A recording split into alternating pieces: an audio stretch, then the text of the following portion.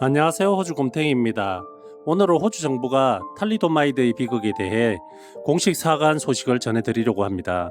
이 사건은 50여 년 전에 일어난 일인데요. 그 당시 정부가 부작용을 인식하고도 아무런 대책을 세우지 않았던 안타까운 사건이었습니다. 이번에 앤소니 알바니 총리가 대국민 사과문을 발표하면서 이 사건에 대한 새로운 관심이 모아지고 있습니다. 그렇다면 탈리도마이드는 무엇일까요? 1950년대 탈리도마이드는 독일의 제약회사 그린엔탈에서 개발된 입단약입니다. 이 약은 당시에는 신경안정제로 널리 사용되었습니다. 그리고 특히 임산부들 사이에서 입덧 완화제로 인기가 많았습니다. 콘테르간이라는 이름으로 판매되었는데 처방전 없이도 쉽게 구매할 수 있었습니다. 동물 실험에서 부작용이 거의 없었기 때문에 인부에게도 안전하다고 여겨졌습니다. 하지만 탈리도마이드를 복용한 일부 환자들에게 신경 손상 증상이 나타나기 시작했습니다. 그리고 더 큰 문제가 발생했죠.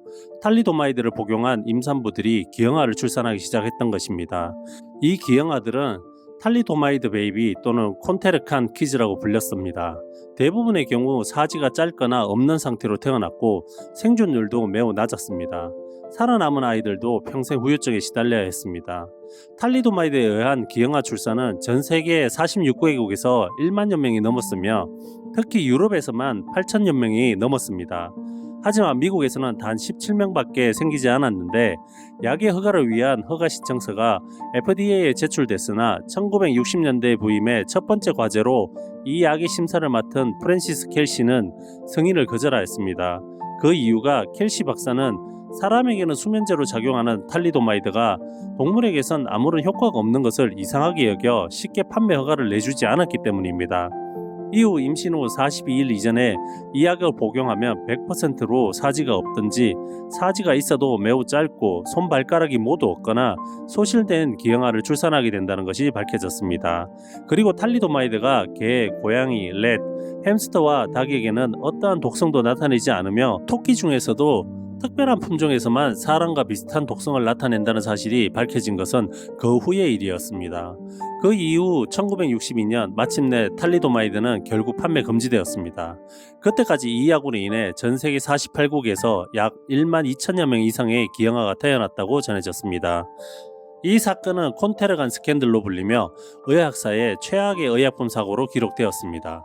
그렇다면 호주는 왜 총리가 사과하였을까요? 이 약이 전 세계적으로 인기를 끌자 호주도 이 약을 도입을 하였고 수많은 문제가 발생하였던 것이었습니다.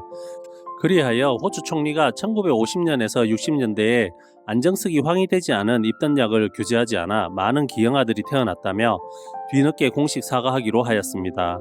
호주 정부는 이 약이 호주에서 판매되도록 승인하기 전 검사를 제대로 하지 않았고 그리하여 이 사건으로 인해 호주의 의약품관리국이 설립되는 계기가 됐습니다. 호주 정부는 당시에는 의약품이 출시되기 전 안정성을 평가할 수 있는 시스템이 없었다며 탈리도마이드는 결국 시장에서 퇴출당했지만 호주의 많은 임산부가 약을 먹은 후였다고 설명했습니다. 특히 호주 보건부는 1961년 탈리도마이드의 위험성에 대한 보고를 받았음에도 즉시 약품을 폐기하거나 사용 금지 조치를 내리지 않아 피해가 더 키웠다고 합니다. 호주는 2019년 상원 차원에서 당시 사건을 재조사했으며 이를 바탕으로 정부의 잘못을 인정, 2020년 피해자들에게 최대 50만 호주 달러를 지급했습니다. 하지만 당시에도 공식적인 대국민 사과는 이루어지지 않았습니다. 이번 공식 사과 결정에 호주 내 탈리도마이드 피해자들과 가족들은 환영의 뜻을 밝히면서도 정부의 공식 사과가 너무 늦었다고 말했습니다. 호주 정부에 따르면 탈리도마이드로 인해 기형아가 태어나 생존해 있는 등록된 피해자는 146명이지만 정확한 피해자 수는 아직도 다 파악되지 않는다고 전했습니다.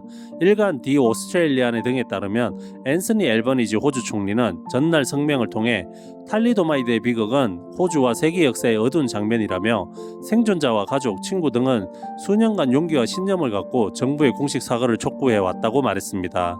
그는 의회에서 호주 정부와 의회를 대신해 당시 사건에 대해 대국민 사과를 하고 캔버라의 국가 추모비도 세우기로 했다며 이는 사망한 모든 아기와 그들을 애도하는 가족들, 살아남았지만 끔찍한 약의 영향으로 삶이 훨씬 힘들어진 사람들을 국가가 인정하는 것이라고 설명했습니다. 이렇게 오늘은 호주 정부의 탈리도마이드 비극에 대한 공식 사과와 그 배경 그리고 이 사건이 현재까지 미치는 영향에 대해 알아보았습니다. 여담이지만 한국의 가습기 살균제 사건에 대한 정부의 대책이 어떠하였는지 새삼 생각나게 하는 사건이었습니다. 이렇듯 세상사 비슷한 일들이 일어나지만 우리는 우리에게 과거의 실수를 반복하지 않기 위해 어떻게 해야 하는지, 그리고 피해자들에 대한 적절한 보상과 인정이 얼마나 중요한지를 일깨워주는 사례라고 할 수 있겠습니다. 이상 호주에서 살고 있는 호주곰탱이였습니다. 구독과 좋아요, 알림 설정은 영상 제작에 많은 힘이 됩니다. 감사합니다.